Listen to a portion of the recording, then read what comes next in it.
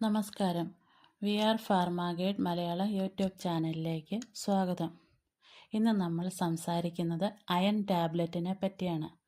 നമ്മളിൽ പലർക്കും എപ്പോഴും ക്ഷീണം, തലചുറ്റൽ, നിറം മങ്ങുക, ചെറിയ ജോലി ചെയ്താലും തളരുക, ഇങ്ങനെയുള്ള പ്രശ്നങ്ങൾ ഉണ്ടാകാറുണ്ട്. ഇതിൻ്റെ ഒരു പ്രധാന കാരണം മിക്കവാറും രക്തക്കുറവ് ആയിരിക്കും. രക്തക്കുറവ് വന്നാൽ പലർക്കും ഡോക്ടർ കൊടുക്കുന്ന ഒരു സാധാരണ മരുന്നാണ് അയൺ ഗുളിക. പക്ഷേ ഈ ഗുളിക പലരും തെറ്റായി കഴിക്കുന്നു. അതുകൊണ്ടാണ് ഫലം കിട്ടാത്തത്. അയൺ ഗുളിക എന്തിനാണ് അയൺ ശരീരത്തിന് ആവശ്യമുള്ളത്? നമ്മുടെ രക്തത്തിലെ ഹീമോഗ്ലോബിൻ ഉണ്ടാകാൻ അയൺ വളരെ പ്രധാനമാണ്.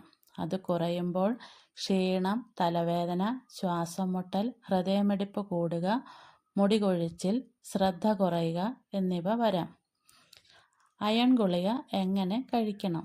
പലർക്കും അയൺ ഗുളിക കഴിക്കുമ്പോൾ വയറിന് ബുദ്ധിമുട്ട് വരാം.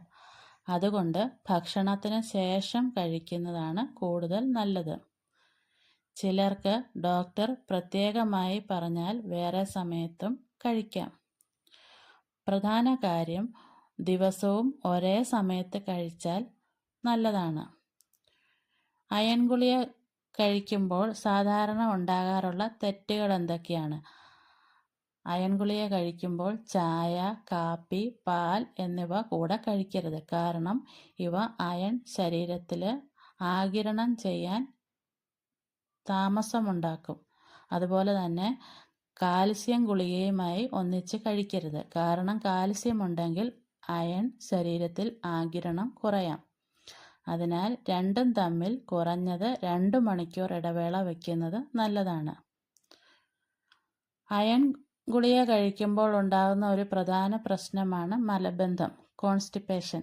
ഇത് ഒഴിവാക്കാനുള്ള ഒരു ടിപ്പ് എന്താണെന്ന് വെച്ചാൽ അയൺ ഗുളിക കഴിക്കുന്നതിൻ്റെ കൂട്ടത്തിൽ ഒരു വാഴപ്പഴം കഴിക്കുന്നത് സഹായകരമായിരിക്കും.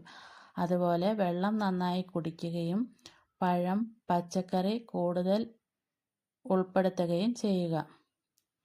ഇനി അയൺ ഗുളികയ്ക്ക് എന്തെങ്കിലും സൈഡ് എഫക്റ്റ് ഉണ്ടാകുമോ എന്ന് നോക്കാം. ചിലർക്ക് മലം കറുത്ത നിറത്തിൽ പോകാം. വയറുവേദന, മലബന്ധം, ഛർദ്ദിക്കാൻ തോന്നുക, വയർ അസ്വസ്ഥത എന്നിവ വരാം. കറുത്ത നിറത്തിൽ മലം പോകുന്നത് പലപ്പോഴും സാധാരണമാണ്.